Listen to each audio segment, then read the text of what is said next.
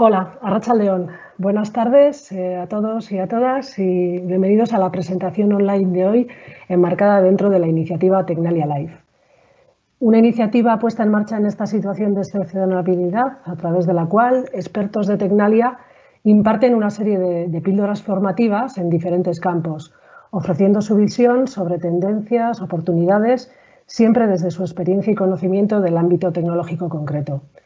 El seminario de hoy está relacionado con el ámbito de la fabricación avanzada en plena revolución de la industria 4.0, que Tecnalia ataca desde campos como la robótica avanzada, el desarrollo de máquinas y sistemas de producción flexibles y más eficientes y los nuevos materiales y procesos de fabricación.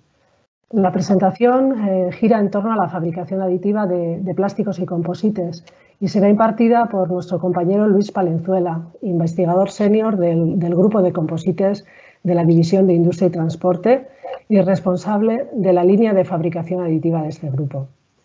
Nos encontramos en un contexto en que la gran difusión de las tecnologías de fabricación aditiva de plásticos, quizá por su baja barrera de entrada, por estar asociadas al movimiento maker, han generado quizá demasiadas expectativas a las empresas que no llegan a ser cubiertas del todo.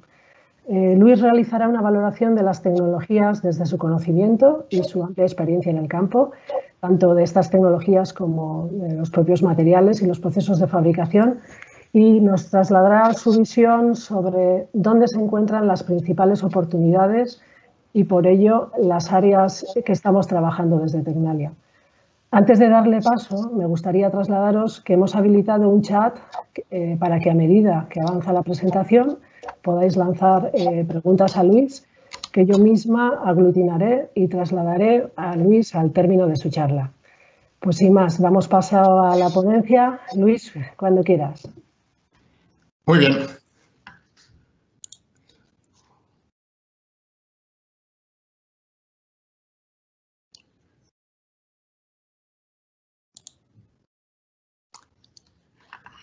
Un momentito.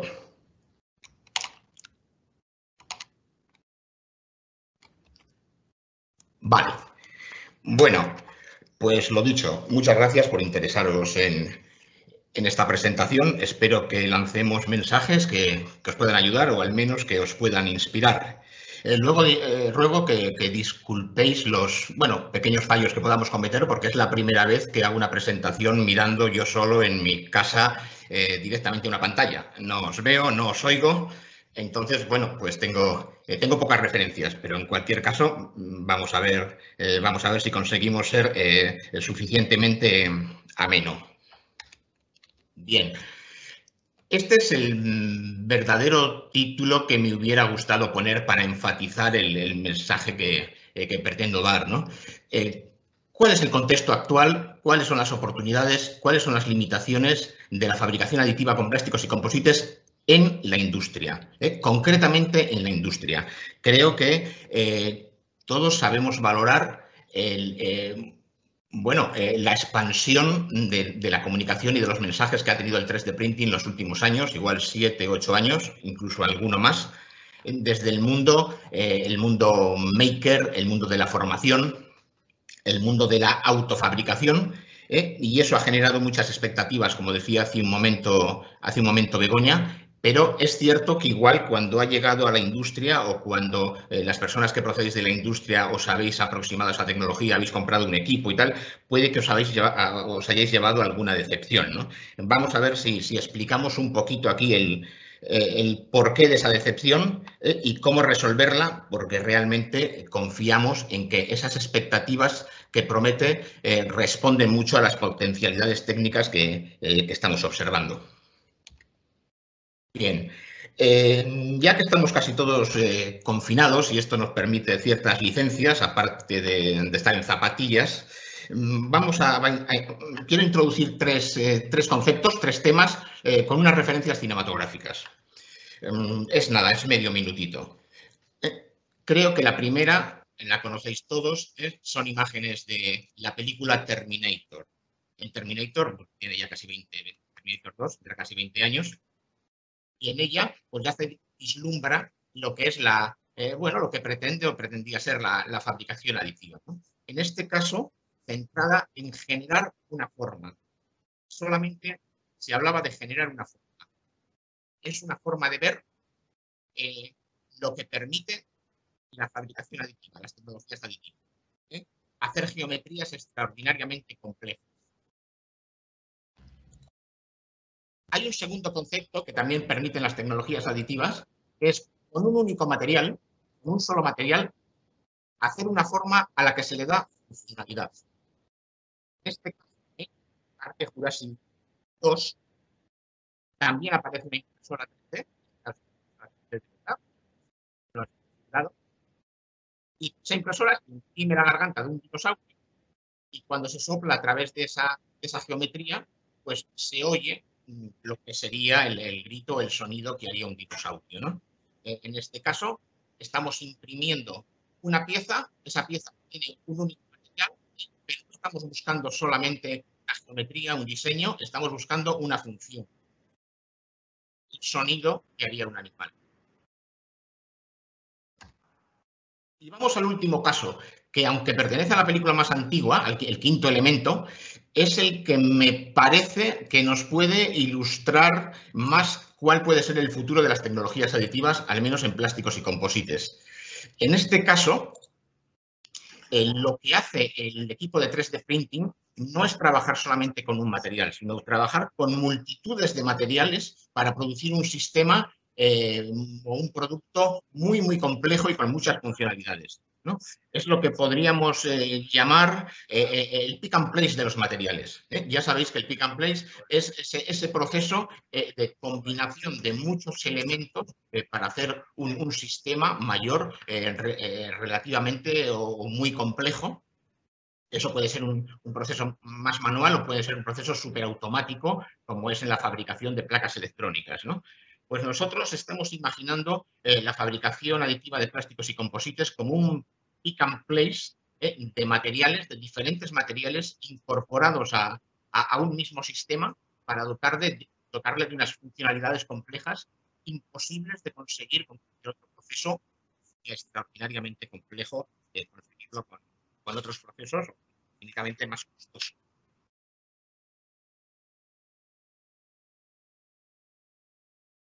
Pensamos, y lo que hemos es un mensaje que iremos repitiendo en esta presentación, que tenemos que pensar en fabricación aditiva como no solamente con la posibilidad de hacer geometrías muy complejas, sino con la posibilidad de trabajar con múltiples materiales y con múltiples tecnologías al mismo tiempo, es decir, hibridar la tecnología aditiva con otras tecnologías.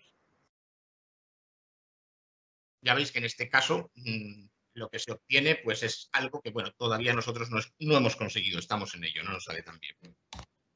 Bien, ¿en qué contexto estamos? ¿Cuál es nuestro escenario? Nuestro escenario es, pensamos, de una cierta decepción en el mundo industrial. Como os decía, en los últimos años las empresas han comprado equipos de fabricación aditiva, algunos no eran caros y pensaban que sería tan fácil como dibujar un archivo, exportarlo a STL, cargar un material y dar a un botón. Y, claro, se han encontrado, o nos hemos encontrado todos, nosotros también, con decepciones, ¿no? La calidad superficial es mala, el sistema no es muy robusto, las cotas geométricas para muchas de las tecnologías se nos van, etcétera. ¿Por qué hemos generado esas tan altas expectativas? Pues la culpa la tuvo el maestro Yoda, ¿no? Creo que todos recordaréis hace unos años cuando se popularizó el 3D Printing, pues que en todas las ferias, bueno, en los medios de comunicación, en las casas de cultura, en las escuelas de formación profesional, se llenaron de impresoras y todos imprimíamos Yodas que poníamos en la mesa de nuestro trabajo, en nuestro estudio en casa, ¿no? Y se comprobó que la fabricación aditiva era fantástica para convertir en una realidad 3D algo que imaginábamos y que pudiéramos dibujar.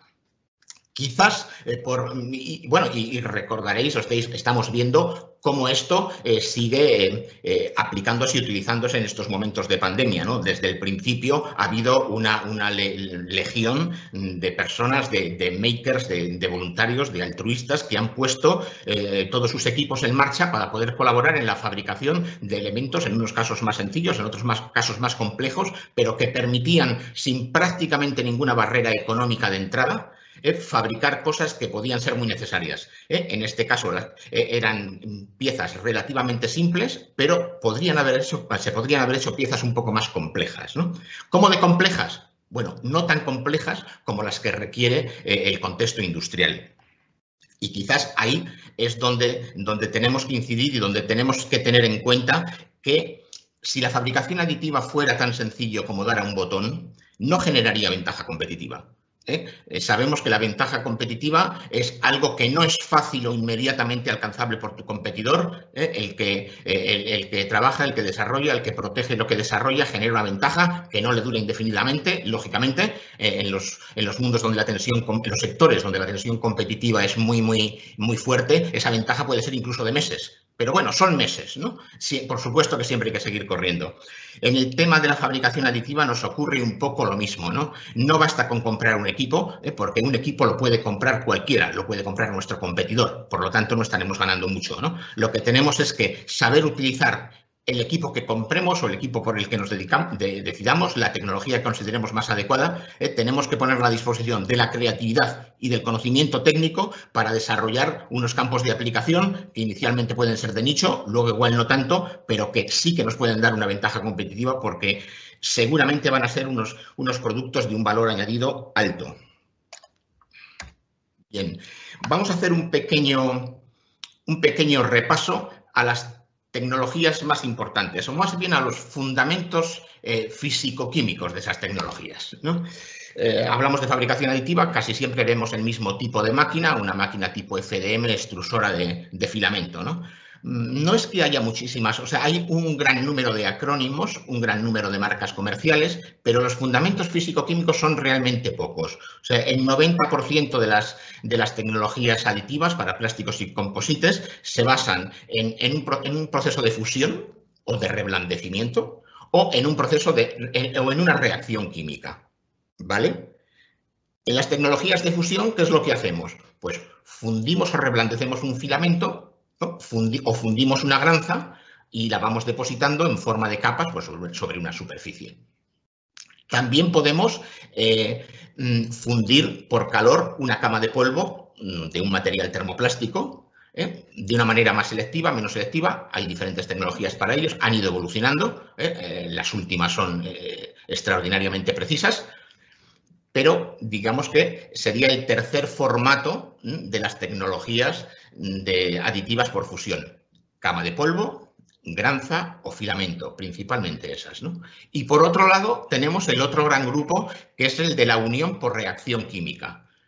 En ese caso podemos partir solamente de una resina que tiene que curar o reticular, es decir, algo que inicialmente está en fase líquida y que se convierte en fase sólida. O podemos tener una combinación de dos materiales, un polvo aglomerado y una resina aglomerante, una resina que sería el adhesivo de ese polvo. Esas serían, digamos, los dos fundamentos físico-químicos del grupo de aditivos por reacción química. Esas reacciones químicas habitualmente o mayoritariamente son fotoquímicas. Pero hay algunas que no, que son una pura reacción química sin necesidad de que intervenga la luz. Y bueno, digamos que es una línea de trabajo con muchas expectativas el trabajar con resinas típicas, químicas, termoestables que conocemos como los vinilester, poliésteres, epoxi, poliuretanos, incluso otras como caprolactama, etc. Y digamos que esto nos define el 90% de las tecnologías aditivas. Por supuesto, hay una gran diferencia entre tipo de máquina.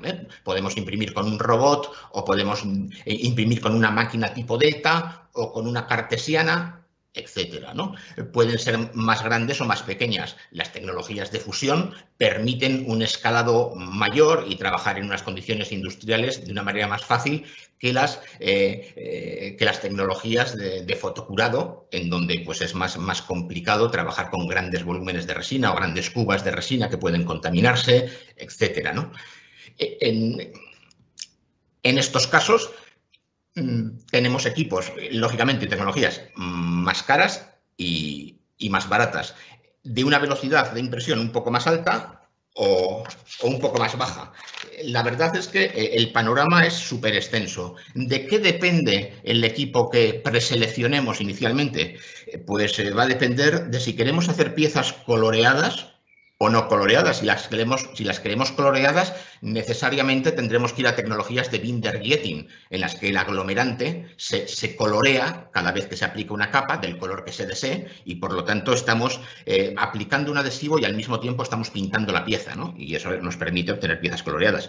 En otros casos queremos obtener piezas que se compongan de materiales diversos, por ejemplo, la combinación de un material duro y un material blando. En ese caso tendrán que ser tecnologías principalmente de FDM las que apliquemos porque son las que facilitan mejor ese tipo de concepto de pieza. Si estamos pensando en piezas muy grandes, pues tenemos que, entendiendo como muy grandes 1 metro cúbico, 2 metros cúbicos o de ahí hacia adelante, pues tenemos que pensar en proyectos de extrusión de pellet o en algunos casos podría ser también de filamento, pero yo diría que principalmente de extrusión de pellet, ¿no? La tecnología de HP, Multijet Fusion, permite trabajar pues, en tamaños próximos también a los 2 metros cúbicos, un poquito menos, pero la cuba es bastante grande.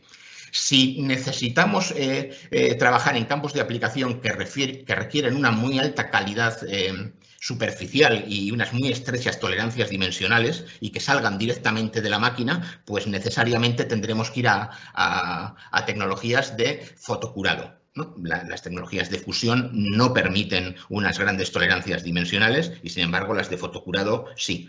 Y si queremos propiedades mecánicas elevadas, pues tendremos que pensar en los materiales que las proporcionan, que en algunos casos pueden ser composite, ya sean reforzados con fibra continua o reforzados con fibra corta. Y, en último lugar, podemos pensar en aplicaciones de extraordinaria complejidad geométrica, con muchas contrasalidas, con muchos espacios vacíos, en donde ni siquiera podamos definir materiales soporte, etcétera. Bueno, pues esa tipología de pieza pues requerirá también tecnologías de fotocurado principalmente, ¿no? Por lo tanto, el tema, las tecnologías son muchas, los fundamentos físico-químicos no son tantos y los criterios de decisión pues son estos que hemos mencionado. Tampoco es que sean muchos más, pero bueno, lo hace suficientemente complejo como para que no sea inmediato. ¿Vale? Si pensamos en esa segunda clasificación, estamos hablando de plásticos y composites. Los plásticos pueden estar reforzados o no estar reforzados. Cuando están reforzados los llamamos composites, ¿verdad? Cuando están reforzados con fibra. Cuando están reforzados con fibra los podemos dividir en dos grupos. Los que están reforzados con fibra corta o cortada o los que están reforzados con fibra continua. Cuando pensamos en composites reforzados con fibra cortada, casi estamos en el mismo lugar que cuando trabajamos solamente con plásticos no reforzados. O sea, podemos utilizar, cuando la longitud de la fibra de refuerzo es corta o muy corta, podemos trabajar con los mismos procesos con los que trabajamos con plástico. O sea, los plásticos se comportan de cara al proceso aditivo aplicado prácticamente igual si son sin cargar o si son cargados con fibra, ¿de acuerdo? Las cosas cambian completamente cuando el material lo reforzamos con fibra continua. Son muy pocos los procesos aditivos desarrollados por ahora que permiten esa aplicación, esa deposición o impresión de una resina, ya sea termoplástica o termoestable, ya sea aplicada con un proceso de fusión o por un proceso reactivo, pero que permita incorporar el robbing de fibra continuo sobre la pieza. Pero existen esos procesos, ¿vale? Luego, y lo veis en ese esquema, hay otra serie de procesos que es cierto que los podemos llamar fabricación aditiva, ¿no? Pero no son estrictamente 3D printing. Es decir, los procesos de micro ATL, o sea, ATL de Automated Tape Layering, son procesos que ya existen y que se aplican para componentes grandes y para piezas grandes del sector aeronáutico. Ahora está reduciéndose su tamaño para ser aplicados también para encintar en piezas del sector automoción, son, digamos, varios órdenes de magnitud inferior, y se están fabricando también pequeños equipos de fabricación aditiva que aplican esa tecnología de deposición de mini tape o de mini cinta, ¿no? ¿Por qué consideramos que no es estrictamente fabricación aditiva esto? Pues porque en estas tecnologías siempre trabajamos en plano y siempre estamos aplicando un rodillo con presión. Estamos compactando y presionando con rodillo. Esto, bueno, genera o provoca unas limitaciones en cuanto a la complejidad geométrica de las piezas que no son las que deseamos o las que buscamos cuando estamos haciendo 3D printing, tratando de no tener ningún tipo de limitación geométrica. En este caso, esta hibridación o combinación de procesos, una parte podríamos llamarle 3D printing, otra parte es otra cosa, es automatización de composites, nos lleva a unos productos y a unas tecnologías que proporcionan propiedades muy buenas, pero que tienen unas limitaciones superiores a lo que sería el 3D printing tradicional, ¿no? En donde esa ventaja del 3D printing convencional de poder hacer cualquier geometría sin ningún tipo de limitación también genera una serie de problemas de limitación y de constricciones que comentaremos a continuación. Vale, ¿qué es lo que está ocurriendo? O sea, ¿a qué se debe la decepción en estos momentos cuando compramos un equipo de fabricación aditiva? No siempre es decepción, no me quiero poner negativo, ¿no? Ha sido decepción en algunos casos. Ha habido que sufrir muchísimo para poner a punto equipos que se han comprado en otros casos, pero finalmente se les está sacando un grandísimo rendimiento. Y por otro lado, hay un gran número de empresas que están muy a la expectativa de ver cómo evoluciona la tecnología, porque lógicamente perciben que puede ser muy interesante para sus productos, ¿no? En estos momentos, ¿qué es lo que tenemos? Pues tenemos unas limitaciones técnicas, entendidas como que las propiedades mecánicas, principalmente mecánicas, no son muy buenas, ¿no? Y no son muy buenas porque los procesos aditivos, mayoritariamente, los más convencionales, los estrictamente 3D printing, no aplican presión. Todos los que vengáis un poco del mundo de los plásticos y de los composites, pues sabéis que moldear un plástico para que quede bien implica compactarlo, poscompactarlo, etcétera, ¿no? En la mayoría de los procesos hay una fase de compactación. En los composites, por supuesto, ¿no? Sin embargo, en las tecnologías aditivas no. Se aplica con mucho cuidado, con muy poquita presión, tratando de que quede bien pegada una capa a la siguiente o una partícula a la adyacente, ¿no?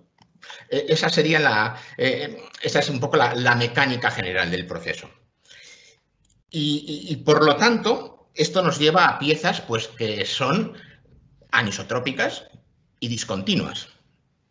Discontinuas porque presentan porosidades, en algunos casos más y en otros casos menos.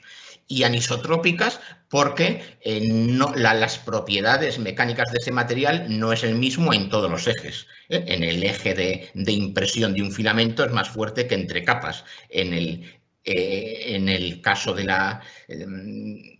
Multi-Jet Fusion de HP, la anisotropía es menor, pero también existe, porque también estamos imprimiendo en base a capas, ¿no? Y por lo tanto, pues estamos ante un tema que es complejo y que hay que saber manejar. O sea, no es cuando obtenemos una probeta tipo hueso por una tecnología de fabricación aditiva, vamos, tenemos que tener clarísimo cómo ha sido la orientación, cuál es el espesor de la capa, la velocidad de trabajo. O sea, necesitamos conocer muchísimas más variables porque muchas variables influyen en esa anisotropía y en esas discontinuidades, ¿no? Y bueno, pues este es un tema complejo que si no se domina, y no es ni mucho menos fácil dominar, pues lleva a piezas con bajas propiedades.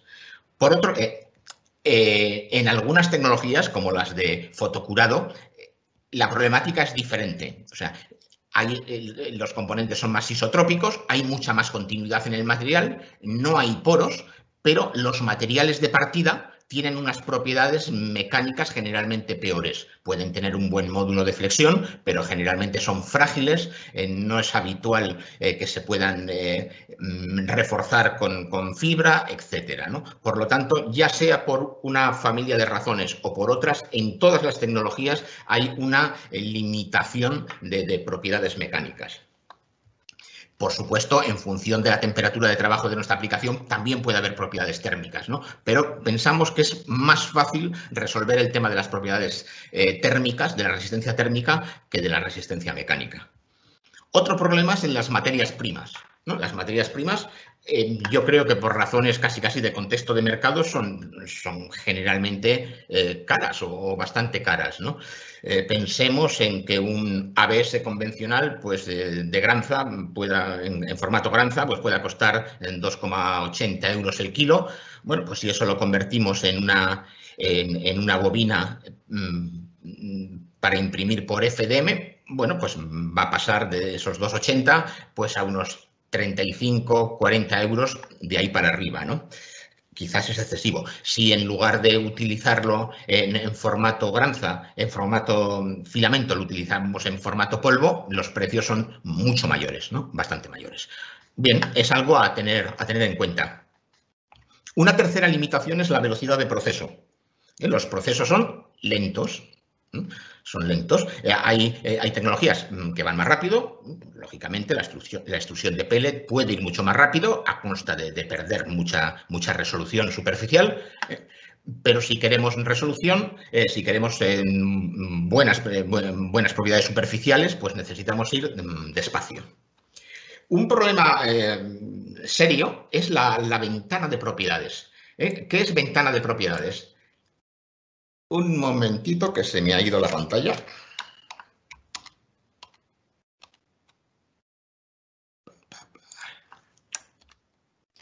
Ok, creo que aquí está bien.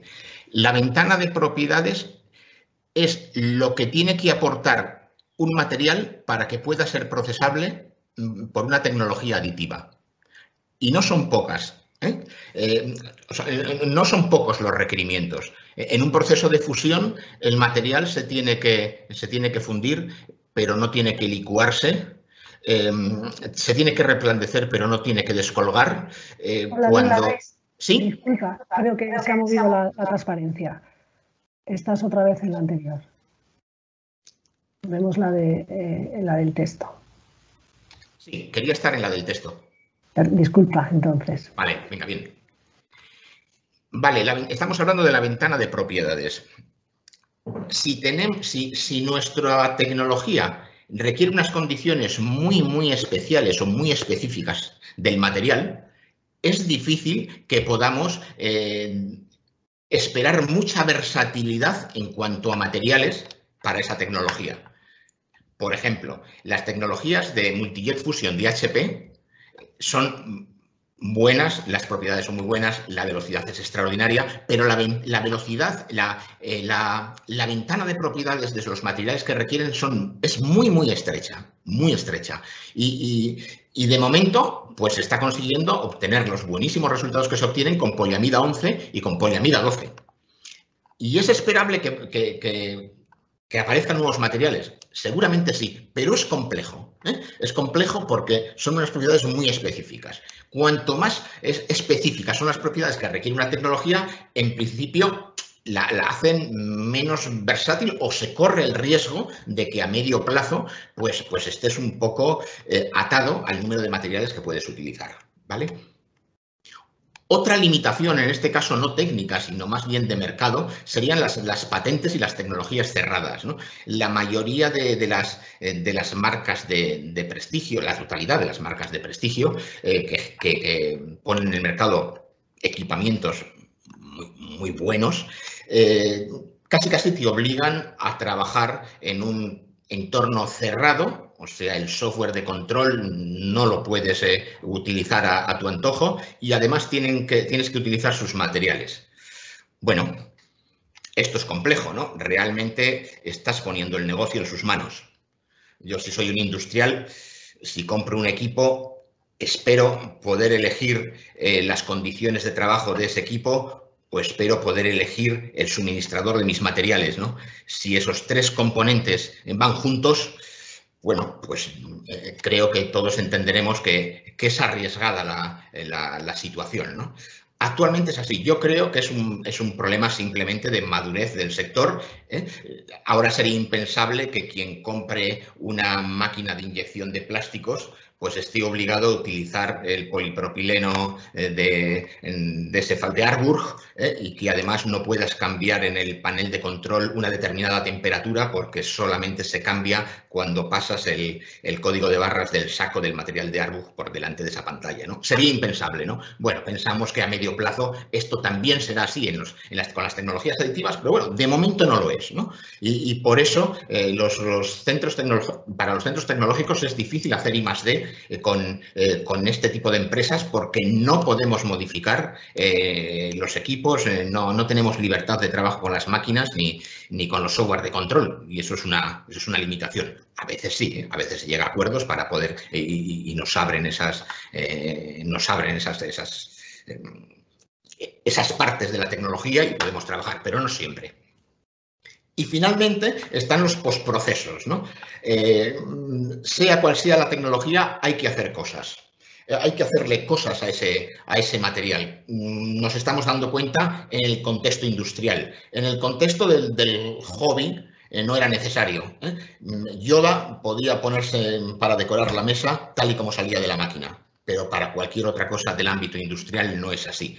Esos postprocesos hoy por hoy pues se los hace cada uno a su manera, ¿no? No hay directrices, no hay manuales, no hay mucha formación y de hecho todavía no están muy desarrollados, ¿no? No sabemos qué materiales y en qué condiciones se pueden mecanizar y con qué rugosidad y a qué velocidad, cómo macizamos, se pueden pulir, en fin, hay un montón de postprocesos que los vamos aprendiendo y desarrollando poco a poco, pero que hoy por hoy es una carencia. O cada uno lo trata de resolver como puede. Con estas imágenes trato de ilustrar eso que he comentado antes de la anisotropía, ¿no? Ya veis, son microfotografías de piezas de plástico hechos por tecnologías aditivas, por diferentes tecnologías aditivas, en unos casos es FDM y en otros casos es láser sintering, pero cuando nos acercamos vemos que, bueno, no es un material muy continuo, ¿no? Casi pues es un plato de espaguetis, por decir de alguna manera. Y esto no se vea, bueno, en muchos casos se ve a simple vista, no siempre se ve a simple vista, pero estas son piezas correctamente fabricadas, pero realmente su constitución interna, microscópica, es así. Y eso hace necesario, pues, primero saberlo y después diseñar para esa estructura. Y después tratar de prever todo eso aplicando unos postprocesos que puedan resolver en parte esa estructura o esa tipología de pieza. En esta otra vemos que ocurre lo mismo con los composites, ¿no? La distribución de la fibra, pues en la matriz no es especialmente homogénea, puede haber demasiados poros. Bueno, es complejo y Hoy por hoy es difícilmente evitable. Lo que sí que es cierto es que hay un montón de líneas de trabajo en el mundo tratando de resolver todos estos problemas que mencionamos, ¿no? Incorporando pues mucha más complejidad a los cabezales de extrusión, incorporando además elementos de soldadura entre capas, etcétera. Yo creo que en el corto o medio plazo no vamos a tener soluciones, pero en el medio largo, por supuesto que sí que las habrá. Bien, en este contexto de limitaciones, de expectativas, de muchas líneas de trabajo en marcha, ¿qué es lo que ya existe? O sea, ¿en qué se aplica ya y de manera competitiva la fabricación aditiva de plásticos y composites? Bueno, son unos cuantos nichos, no son muchos. Va a haber muchos más, pero de momento no son muchos. Por ejemplo, BMW, para el vehículo Mini tiene unas cuantas piezas personalizables. Algunas son interiores, otras son exteriores. Creo que son 4 o 5 elementos en donde puedes elegir color, texturizado y creo también que el nombre. No estoy muy seguro. Ahí veis una pieza de exterior, otra pieza de interior en el salpicadero y otros elementos que ya no son aditivos, sino que están hechos por otras tecnologías, ¿no? Bueno, pues en este caso la tecnología es de fotocurado. Pero ya veis que en un producto, digamos, de gran consumo, podríamos decir, se empieza a aprovechar esas capacidades de personalización que tiene la fabricación aditiva para incorporarlas a un vehículo de serie larga. No estamos hablando de un Pininfarina ni de un Ferrari, sino de un Mini del que se fabrican igual varios, bueno, 100 y pico unidades día probablemente, ¿no? De ese orden, ¿vale? Por lo tanto, ya tenemos un ejemplo en automoción. Sabemos que es un poquito anecdótico, pero ahí está. Mucho menos anecdóticos son los modelos dentales, ¿no? En este caso también son tecnologías de fotocurado. Requiere pues una alta precisión dimensional que solo la proporciona esta tecnología. Y es algo que empieza a ser relativamente habitual el fabricar los modelos de esta manera. Otro ejemplo, otro campo de aplicación no anecdótico, pues es el de los modelos anatómicos. En medicina, para analizar, para diagnosticar, para prepararse, para operar, etcétera, se fabrican este tipo de modelos en donde se combina el color con la dureza para obtener, en la medida de lo posible, modelos que reflejen o representen lo mejor posible el órgano o la parte del cuerpo que se quiere diagnosticar o que se quiere tratar a posteriori, ¿no? Entonces, por supuesto que no existe otra forma de fabricar este tipo de modelos que no sea aditivo, y en este caso son tecnologías tipo Binder-Getting fundamentalmente. Otro campo de aplicación dentro del sector médico pues es ese tipo de equipamiento auxiliar, generalmente de un solo uso y a veces muy específico para una determinada fase o tipo de operación o de uso, ¿no? Ya existen materiales que son esterilizables, que están homologados para este tipo de usos, y empieza a ser frecuente el que los hospitales tengan equipos para fabricar estas aplicaciones, aparte de todas las relacionadas con el mantenimiento de los diferentes equipos que pueda tener un hospital. Y aquí vemos un piecerío general que es el que más se está tirando de los equipos, del equipo más moderno que tenemos ahora, que es el de Multijet Fusion de HP, que es piecerío diverso, generalmente del sector de máquina-herramienta, pero que ya son piezas comercializables, no son piezas de autoconsumo ni piezas de repuesto, sino que son piezas que van en equipos y que permiten fabricar con unas limitaciones muy inferiores y a mejor coste que el procedimiento que sería el tradicional, que es el mecanizado de semielaborados de plástico, o sea, de varilla, de placa o de barra. O sea, esas piezas son piezas que nunca se harían por inyección, porque las series no compensarían el coste de los utillajes y por lo tanto se deberían hacer por mecanizado. pero el mecanizado presenta limitaciones aparte de tiempo y coste, pero en muchos casos presenta también limitaciones de espesores máximos, etcétera. Con fabricación aditiva todo esto está resuelto, no es un problema y bastantes mecanizadores están teniendo muy en el punto de mira la fabricación aditiva, algunos ya están trabajando con ella para fabricar piezas extraordinariamente complejas, en este caso sí que de una manera pues muy sencilla. Las maquetas de arquitectura, pues todos conocéis, o sea, lleva bastantes años esta aplicación en el mercado, no tiene grandes exigencias y cumple perfectamente su función muchos de los procesos, aunque generalmente es FDM el que más se utiliza.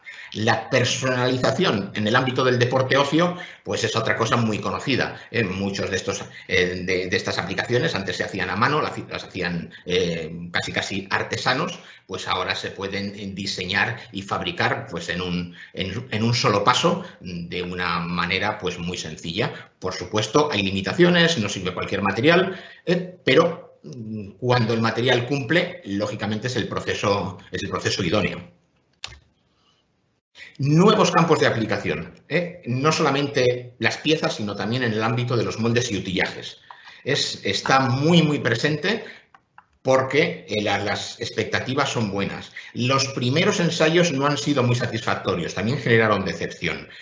Aquí a la izquierda, arriba, veis en una foto con poliéter imida, el material más técnico de Stratasys, que tiene unas fantásticas propiedades mecánicas, unas muy buenas propiedades térmicas, un equipo que lo imprime de maravilla, específico para ese material, pero cuando se ha probado tal cual como utillaje, pues esa discontinuidad de la que comentábamos antes y esa anisotropía hace que en muchos casos, cuando se aplica vacío, se aplica presión a temperatura, pues haya, colapsamiento de la estructura en parte, se revira mucho el material porque acumula muchas tensiones superficiales.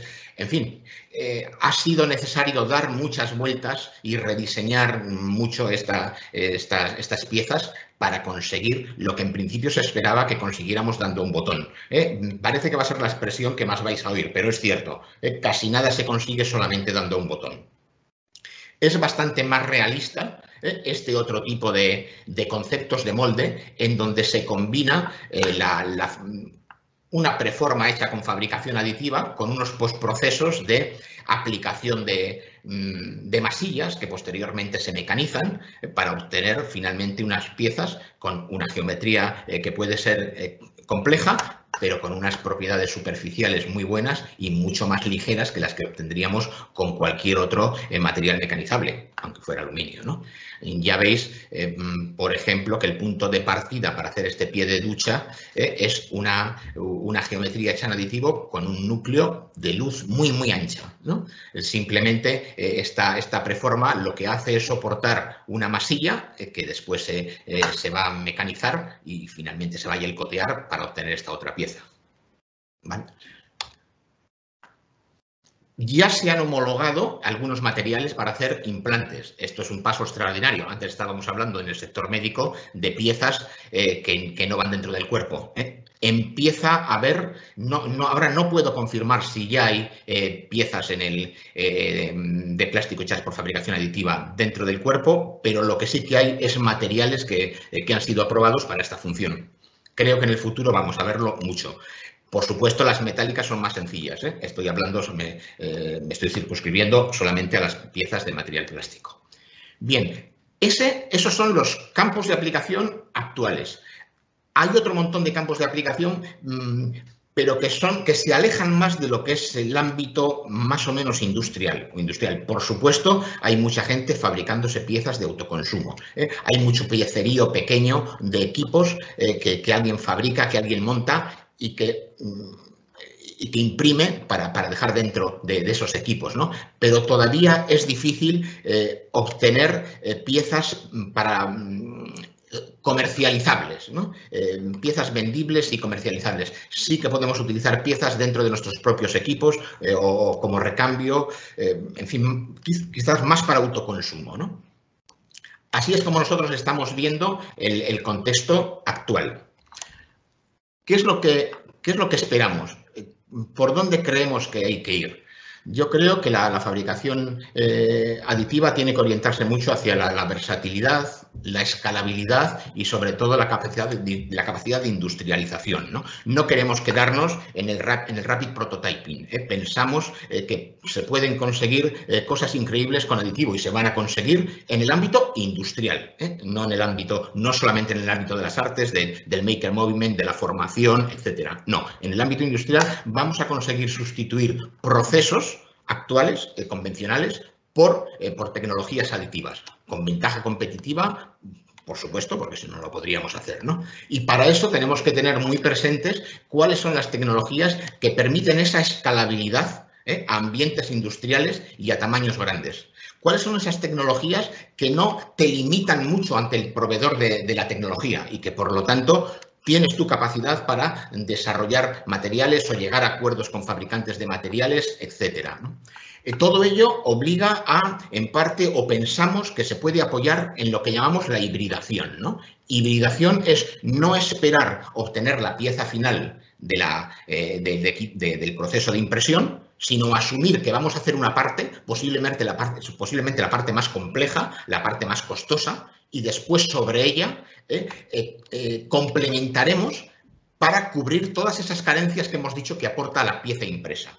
Es decir, tenemos dos posibilidades: o esperar X años a que se desarrollen más las tecnologías aditivas para resolver esas limitaciones que hemos mencionado antes, con la duda de que algunas de esas limitaciones encuentren solución y otras no las encuentren, o podemos ya en el medio plazo, en el corto medio plazo, asumir que la fabricación aditiva nos sirve hasta un punto y a partir de ese punto tendremos que complementar macizando con otras resinas para dar más consistencia mecánica, mecanizando para conseguir las propiedades superficiales adecuadas y las tolerancias dimensionales que requerimos, etcétera.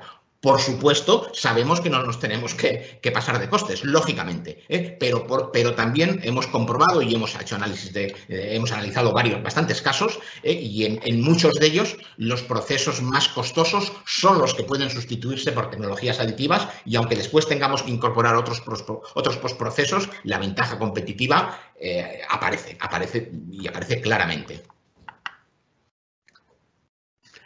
Por lo tanto, no solamente mencionamos qué piezas podemos hacer, sino qué preformas podemos hacer.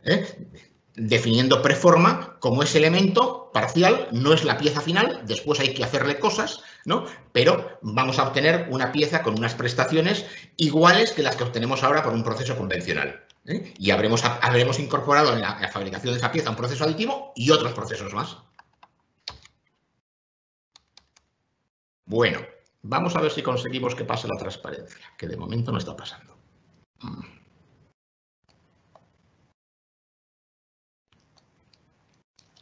Bien. Entonces, ¿dónde están los ámbitos de oportunidad? ¿No? Humildemente, modestamente, pensamos que en el desarrollo de tecnologías de preformado de composites. Es decir, los composites son materiales de altas prestaciones para aplicaciones de alto valor añadido, costosos de producir, y pensamos que la fabricación aditiva permite incorporar ese preproceso sustituyendo algunos de los preprocesos actuales con unas clarísimas ventajas técnicas y económicas. Nosotros estamos trabajando intensamente en esa línea de trabajo. Si decimos que la estructura que se obtiene con un proceso aditivo en ocasiones es demasiado poroso y en ocasiones las tolerancias no son dimensionales, no son extraordinariamente estrechas, tenemos que pensar en qué preprocesos no requieren un material absolutamente compacto o no requiere unas tolerancias increíblemente estrechas, porque después va a estar sometido esa preforma a otro postproceso que va a compensar, ¿no? Bueno, pues ahí es donde nosotros podemos intervenir. Por supuesto, hay que desarrollar nuevos materiales. Hay que desarrollar nuevos materiales porque casi no existen. Ahora tenemos materiales, plásticos y composites en el mercado para ser procesados o moldeados por los procesos que conocemos. Cuando queremos procesarlos mediante un proceso de impresión, hay que formularlos para que esos materiales sean imprimibles. No todos los materiales son imprimibles, pero hay muchos más materiales que los actuales que pueden hacerse imprimibles. Por lo tanto, lo que tenemos es que adaptar materiales actuales, aplicar, digamos, los materiales, las cargas, los aditivos necesarios para hacerlos imprimibles y poderlos aplicar extendiendo su campo de aplicación. Creo que la fabricación aditiva también va a servir para integrar la función eléctrica en los componentes. Al mismo tiempo que fabricamos una pieza depositando plástico, podemos depositar un metal de bajo punto de fusión, o podemos depositar y dejar pegado un cable eléctrico con su funda de plástico, o podemos incorporar un dieléctrico con una fibra de carbono, u otro montón de estrategias, o podemos combinar en un material, en una pieza, materiales metalizables y no metalizables para en un postproceso metalizar solamente lo que nos interesa, y eso amplía muchísimo el campo de aplicación en el mundo electrónico. Ya hemos mencionado que los utillajes los tenemos en el punto de mira, nos parecen muy, muy atractivos como campo de aplicación, y finalmente lo que hemos llamado una especie de cajón desastre de conceptos multimaterial, pero que vais a entender enseguida. Hablamos de conseguir hacer imprimibles los materiales que no son imprimibles.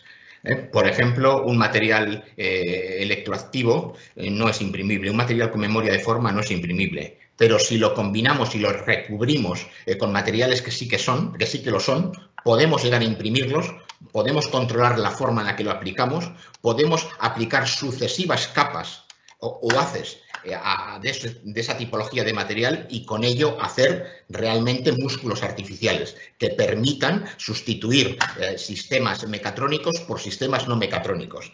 Imaginaros un sistema de movimiento de un spoiler o de un frontal de coche que no requiera ningún motor eléctrico, sino que solamente sea el material moviéndose con la aplicación de un campo eléctrico. Esto ya existe, ya se ha hecho.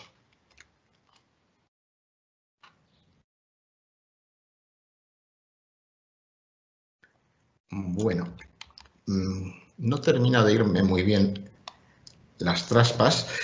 Aquí estamos viendo lo que serían procesos aditivos, ¿no? En la parte de abajo vemos un filamento que está reforzado con fibra, que se deposita, que se apilan otros filamentos sobre él y que finalmente impregnamos con una resina final que evita que esa pieza tenga poros. Es muchísimo más consistente, le aporta propiedades de mecanizabilidad, etcétera, ¿no? Es una de las líneas en las que también estamos trabajando. Vamos a ver si consigo controlarlo.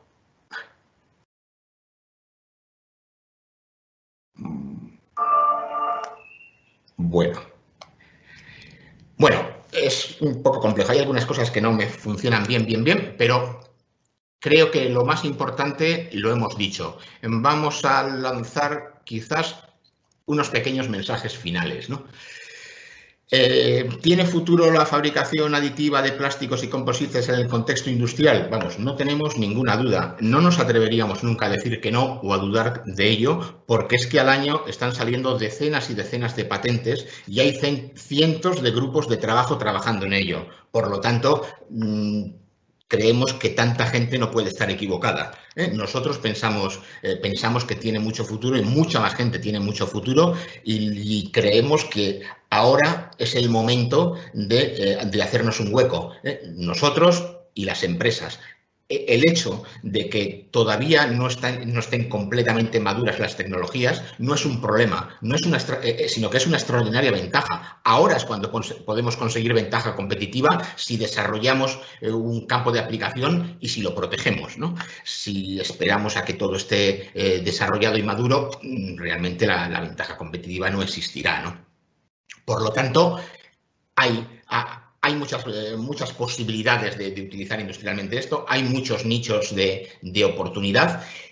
Creo que la fabricación aditiva permite sustituir barreras económicas por barreras tecnológicas, es decir, estas tecnologías son mucho más dependientes del conocimiento técnico, del ingenio y de la creatividad que del equipamiento. El equipamiento no tiene por qué ser extraordinariamente caro. Con equipamientos no caros, podemos hacer productos extraordinarios si se tiene el conocimiento y se tiene la creatividad para poder imaginar esos campos de aplicación que hemos mencionado antes, ¿no? Y consideraría, por otra parte, que hay que pensar en esos conceptos multimaterial y en lo que es la hibridación. Tenemos que pensar en que vamos a extraer mucho valor de la fabricación aditiva combinando en una misma pieza muchos materiales. Que en algunos casos es muy sencillo. La mayoría de vosotros conoceréis el proceso FDM, el más simple, el más popular. Existen máquinas de FDM que intercambian 4 y 5 cabezales distintos y cada uno puede llevar un material diferente, ¿no? Y esto está hecho por emprendedores, por gente muy joven en los garajes de sus casas. Por lo tanto, la factibilidad técnica ya está demostrada. Ahora de lo que se trata es de buscar el campo de aplicación en el que se pueda materializar esa factibilidad técnica, generando ventaja y, por supuesto, industrializar los equipos. En definitiva, pensamos que las tecnologías aditivas democratizan los medios productivos por esa bajada de barreras económicas y creo que estamos en un momento en el que la industria, más que nunca, va a necesitar de un impulso muy, muy grande y creo que un candidato a contribuir a ese impulso pueden ser las tecnologías aditivas por todo lo que hemos dicho. Y bueno, a partir de ahora, pues espero vuestras preguntas, que no sé si ya han ido llegando a Begoña, la moderadora. Gracias. Muchas gracias, Luis. Sí que han llegado preguntas que ha aglutinado prácticamente en 3-4. Empezamos con la primera. Pensando en el ámbito de reparaciones, ¿cómo sabemos si un material es válido para una determinada impresora 3D? Era una de las preguntas. Bien, si la impresora es de tecnología abierta, lo que hay que hacer es definir el perfil del material. Digamos que las limitaciones de una impresora convencional está en la temperatura de fusión de ese material. Si queremos trabajar con una tecnología de fusión, por ejemplo, y la temperatura de fusión del material con el que queremos trabajar es de 300 grados, tenemos que estar seguros de que el extrusor puede calentar a 300 grados. Pero además también tenemos que saber que necesitaremos una temperatura bastante alta en el soporte, y necesitaremos tener un control sobre la temperatura de la cámara en la que estamos imprimiendo, ¿no? Porque si no, vamos a generar unas deformaciones elevadas a medida que se imprime la pieza o al final. Si estamos trabajando o queremos trabajar con un material de unas temperaturas de fusión muy inferiores, como puede ser el PLA, pues prácticamente no necesitamos nada. A veces no necesitamos ni soporte caliente, ni por supuesto necesitamos temperatura de cámara, ¿no? O sea, ¿cuál es el material que podemos? O sea, en primer lugar tenemos que saber en qué máquina estamos pensando, cuáles son las prestaciones de esa máquina y cuáles son las variables de proceso que deberían de venir con el material. Me diréis, joder, es que no vienen, o las que vienen son muy básicas. Es cierto, es cierto. Estamos en un proceso de tecnologías todavía no maduras en donde es demasiado da demasiada poca información la ficha técnica de esos materiales y por eso nos suele tocar a cada uno de los usuarios gastar mucho tiempo en hacer el perfil, lo que se llama el perfil de ese material. Es decir, las indicaciones respecto a la temperatura en el extrusor, la temperatura en el soporte, la temperatura en la cámara, la fuerza de los ventiladores, etcétera, ¿no? Entiendo que con el tiempo esto se va a ir resolviendo porque los fabricantes de máquinas seguro que por la presión competitiva van a tener que hacer esas fichas técnicas mucho mejor y porque seguramente habrá empresas que se dediquen a hacer ese perfil de material adaptado a la tipología de máquina que se requiera. No sé si contesto al menos en parte a la pregunta. Yo entiendo que sí, Luis. Así que te lanzo la siguiente pregunta que también lanzan desde los asistentes, que es la siguiente. Relacionado con el ámbito de los materiales sostenibles, nos preguntan si hay en el mercado materiales que denominan PCR, Post-Consumer Recycle Material. Yo creo que esos materiales se están utilizando en líneas de investigación. Posiblemente haya materiales sostenibles y la sostenibilidad esté soportada en que están reforzados, por ejemplo, con fibras vegetales o que esos materiales son biobasados o tienen un origen vegetal o natural, ¿no? Desde el inicio. Digamos que esos serían las tres familias de materiales sostenibles, hablando de fabricación aditiva e incluso hablando de cualquier otra cosa, ¿no? Aquellos en donde las fibras son vegetales o de origen vegetal, aquellos en los que la matriz termoplástica o termoestable es biobasada o es de origen natural, y aquellos que incorporan materiales reciclados. Nosotros, por ejemplo, en esta última línea, pues estamos trabajando. Estamos queriendo incorporar fibras recicladas y fibras con la propia resina de poliéster que incluía de origen el residuo, todo ello molido, para ello incorporarlo a una resina, y esa resina conseguir imprimirla, o sea, hacer imprimible lo que en principio no es imprimible, buscando ¿qué? Pues sabemos que este tipo de cargas que van a participar de lo que son las logísticas de economía circular permiten, por ejemplo, mecanizar muy bien las piezas. Y como nosotros somos unos firmes defensores de no olvidarnos de las tecnologías de mecanizado, pues nos gusta el probar materiales que por su constitución sabemos que van a dar buenos resultados en mecanizado. Y por lo tanto podemos, digamos, atacar dos cosas. Podemos hablar de economía circular, de reaprovechamiento de residuos, y además de residuos que aportan un valor o una prestación adicional a ese material, porque después se van a dejar mecanizar mejor. Muy bien. Nos quedan alrededor de dos preguntas más, si no nos van lanzando más en paralelo a que te las realice.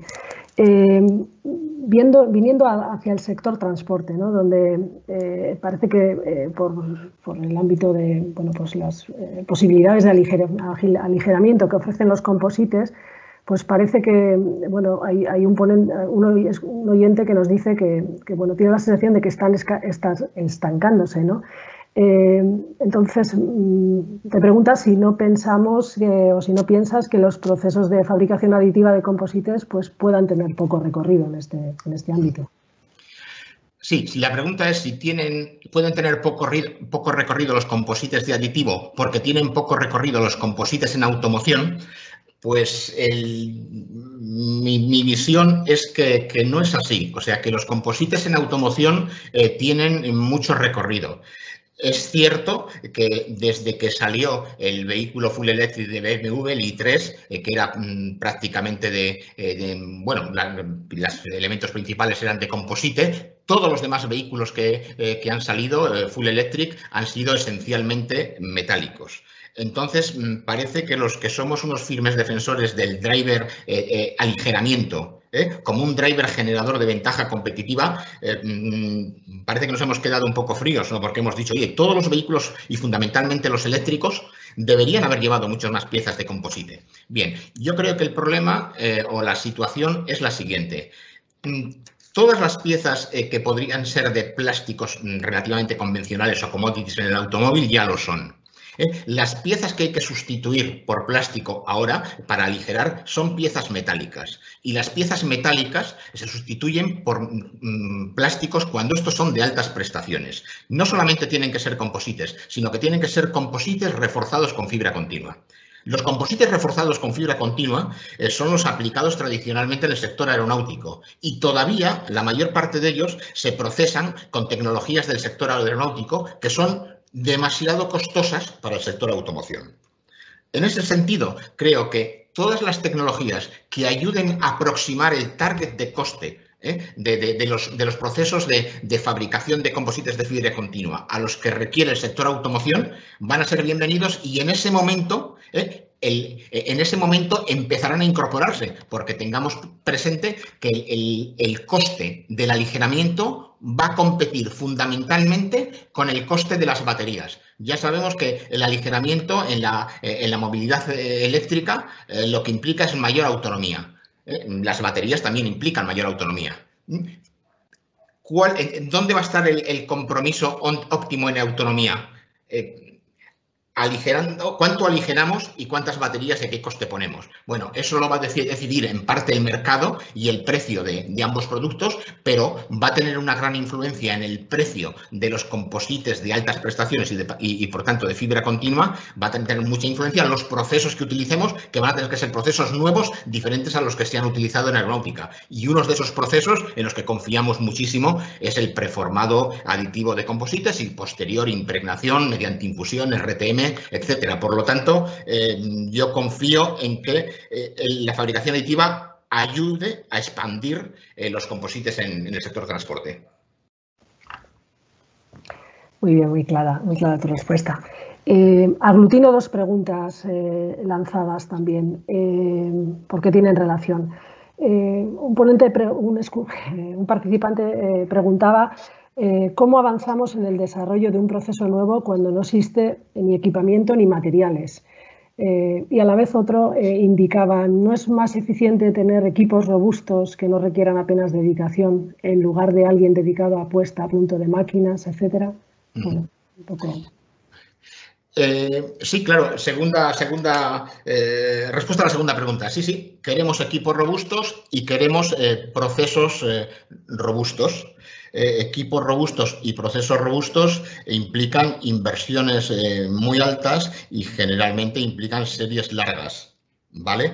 En el sector automoción, de serie larga, los equipos son robustos, los materiales no se tocan porque tenemos que hacer 1000 y pico piezas al día.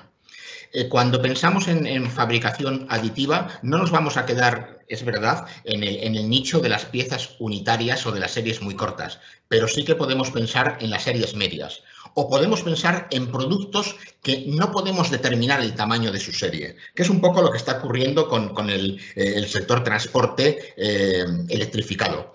¿Cuántos vehículos eléctricos vamos a fabricar? ¿Cuántos va a demandar el mercado? No sabemos, ¿no? Y como no sabemos, no podemos incurrir en el riesgo de hacer inversiones muy altas. Lo que sí que queremos es definir tecnologías que sean escalables, o sea, que podamos a un coste amortizable disponer de un equipamiento con el que fabricar hasta 5 unidades día, y cuando la demanda es de 15 podamos incrementar esa capacidad productiva pues adquiriendo otro equipo y trabajando en paralelo, y si el producto tiene éxito y al final se tienen que fabricar 80 unidades día, lo podamos hacer, es decir, podamos escalar, ¿no? Yo creo que para ese contexto en el que ahora estamos, la fabricación aditiva aporta esa flexibilidad. Pero es cierto que requerimos fundamentalmente en la fase de diseño y de elaboración de perfiles de material conocimiento técnico. O sea, por supuesto, va a haber un operario que posiblemente solamente tenga que dar un botón y preocuparse de que el extrusor, el cabezal de posicionamiento de material esté limpio, etcétera, ¿no? Pero es cierto también que la fase previa, la fase de diseño, requiere de una fase de diseño para el proceso, y la fase de diseño para el proceso es específica del proceso aditivo que vayamos a aplicar. Si estamos acostumbrados a diseñar para un proceso de estampación, si queremos implantar la fabricación aditiva en nuestra planta, tendremos que diseñar necesariamente para un componente para el proceso aditivo. Por lo tanto, es cierto que todavía las tecnologías aditivas no son extraordinariamente robustas, lo serán, pero también es cierto que responde un poco a la robustez de la tipología de procesos de series medias, y series medias fácilmente escalables, con costes relativamente no muy altos, con inversiones relativamente no muy altas. Y la pregunta anterior era, bueno, ¿cómo desarrollamos cosas nuevas cuando todavía no hay nada, ¿no? O sea, ¿cómo nos metemos a desarrollar un nuevo proceso para el que no tenemos máquina y para el que no tenemos material? Pues si te refieres a cómo lo hacemos los centros tecnológicos, pues poco a poco. Es decir, no nos queda más remedio que hacer una inversión. Primero lo tenemos que hacer con recursos propios. O sea, con recursos propios tenemos que tratar de asegurar lo más posible que la idea de material y de proceso que tenemos tiene solución técnica. O sea, es técnicamente factible, aunque en esa fase de trabajo interno no verifiquemos esa factibilidad técnica, pero tenemos que hacer un número de ensayos, una experimentación, unos prototipos muy preliminares, etcétera, que nos hagan pensar que sí, esto que era solamente una idea tiene solución y lo que tenemos es que conseguir esa solución. Tenemos que llegar a esa solución.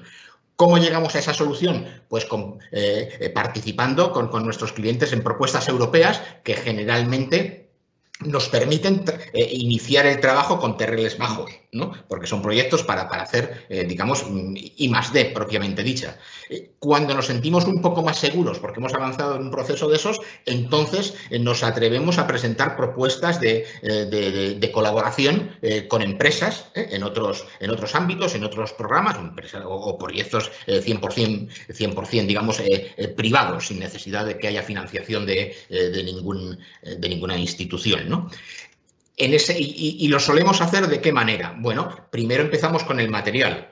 Tratamos de fabricar o de desarrollar el material en unas condiciones adecuadas que sabemos que son requeridas para después desarrollar el proceso, para después desarrollar la máquina, ¿no? Cuando ya hemos desarrollado el material de una manera más que preliminar y hemos verificado su factibilidad técnica y estamos en un proceso lógicamente no comercial, pero preindustrial muy garantizado, entonces empezamos la misma historia tratando de colaborar con un fabricante de equipos, de máquinas. ¿Por qué? Pues porque hemos aprendido que si nosotros desarrollamos solos por nuestra cuenta, desde el principio hasta el final, una máquina prototipo hecha por nosotros que funciona, pero nunca con la intención de venderla ni de comercializar equipos, porque no somos comercializadores de equipos, pues nos encontramos que cuando tratamos de animar a una empresa que conozca esa tecnología que hemos semidesarrollado, pues lo que nos dice es que quiere comprar un equipo. Sí, quiero comprar un equipo y probarlo, pero no existe ningún fabricante de equipos. Bueno, como nos hemos encontrado en varias ocasiones con este problema decepcionante que obliga a tratar de buscar a un fabricante de equipos que quiera comercializar esa máquina prototipo que tú has hecho y tal, ahora tratamos que desde el principio con fabricantes de materiales desarrollemos el material y podamos decir a los siguientes actores de la cadena de valor que ya tenemos un material y este material se puede comprar en esta empresa. Y con ellos vamos a desarrollar un proceso y después vamos a desarrollar una máquina y vamos a poder decir al último en la cadena de valor, al usuario final, ya tenemos una máquina, tenemos un material, tenemos una máquina, ahora vamos a desarrollar tu aplicación. Ese es un poco el proceso que seguimos pues para partir desde solamente la idea. Muy bien, pues bueno, yo creo que ya hemos llegado un poco a cumplir con prácticamente todas las preguntas lanzadas y podemos ir dando por terminada la sesión. Bueno, os queremos agradecer vuestra asistencia y también comentaros que vamos a lanzar una encuesta a los asistentes pues para poder mejorar este tipo de interacción y bueno, en cualquier caso, si estáis interesados en continuar en contacto con nosotros, hemos facilitado nuestro contacto a través del chat. Bueno, no sé si Luis, ¿quieres cerrar tú de alguna manera la sesión?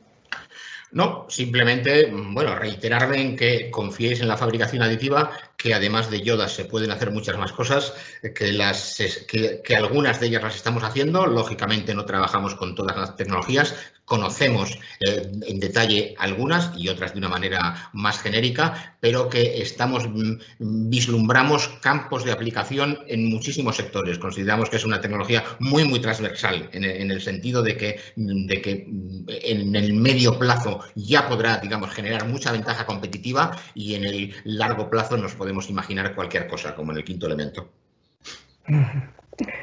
Muchas gracias, Luis. Muy bien. Bueno, vale. Adiós Gracias a todos. Adiós.